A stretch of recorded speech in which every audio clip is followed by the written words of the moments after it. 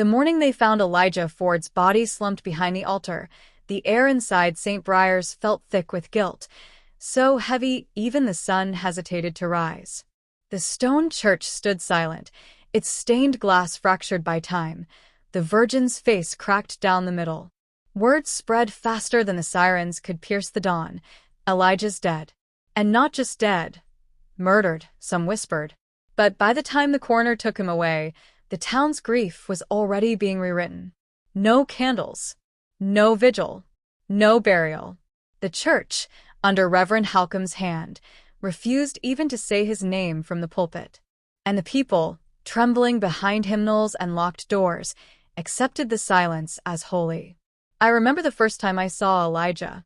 He was 13, fresh from foster care, with bruises on his back and fire in his eyes. A boy made of defiance and dignity, who never begged, not even when the pews whispered about the sins that followed him like a shadow. They said he stole, lied, provoked good people. But I knew the truth. I saw how he fixed the broken door to the food pantry when no one asked him to. I watched him give away his coat to a girl crying in the snow. That's what made him dangerous. Elijah didn't kneel to shame, and in this town, that was the worst sin of all. Reverend Halcombe preached about redemption, but never for Elijah. Not when the boy confessed he saw something in the bell tower the night Deacon Matthews disappeared. Not when he claimed he had proof. And not when he came into the chapel one evening, soaked in rain and shaking, holding a manila envelope like it weighed more than God. He never got to open it. By morning, he was gone. They said Elijah slipped. Said maybe it was drugs, or his mind. Said a lot of things. But the bruising on his throat said otherwise. The envelope vanished. The Reverend's sermons turned urgent, fire and brimstone at the pulpit, like he was trying to bury something with noise. And I, Mara Connolly, knew I couldn't stay silent.